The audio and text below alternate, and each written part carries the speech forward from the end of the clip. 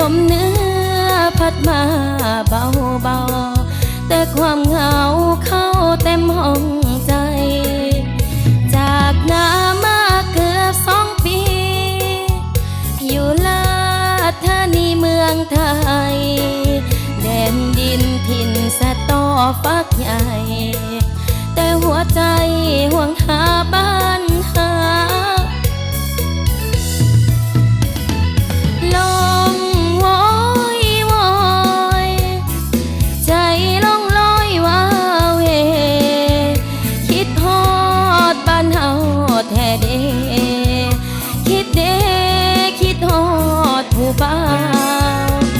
จากกันวันออกพรรษาสัญญาว่าสิคืนบ้านเฮาไปนั่งเบิ่งบุญสวงเฮือมองเก่ามองสองเฮานัดกันมันมาทั้งอายสั่งยังดังก้องอยู่วอนวอนวอนวอนวอนวอนหัวใจเสื่องหวังหาอาวรยามนอนก็กอดหมอนแทนอาย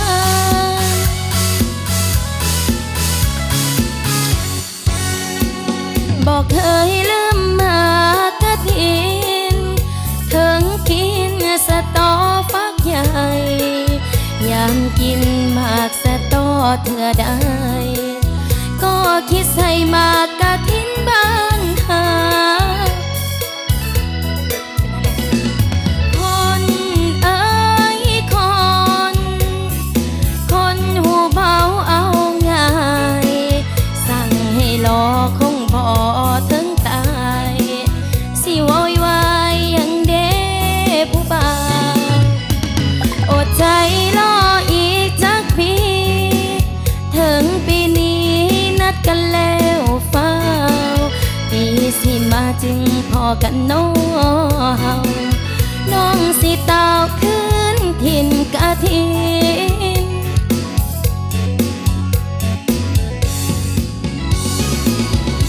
ซ้ายก็หายแล้วลงหายแล้ว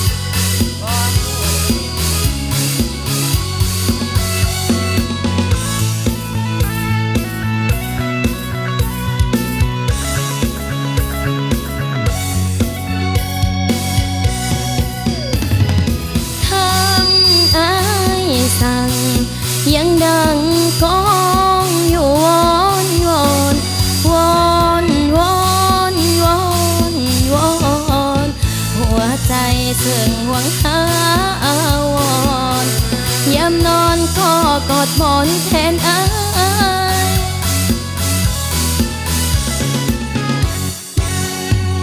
บอกเคยลืมหมากกะถินถึงกินสะตอฟักใหญ่ยังกินหมากสะตอเถื่อใดก็คิดใส่หมากกะถินบ้านหาคนเอ้ยคนหูเบาเอาง่ายสั่งให้รอคงบ่ถึงตายสิโวยวายยังเด้ผู้บ่าวอดใจรออีกจักปีถึงปีนี้นัดกันแล้วฟ้าวปีสิมาจึงพอกันน้องสิตาว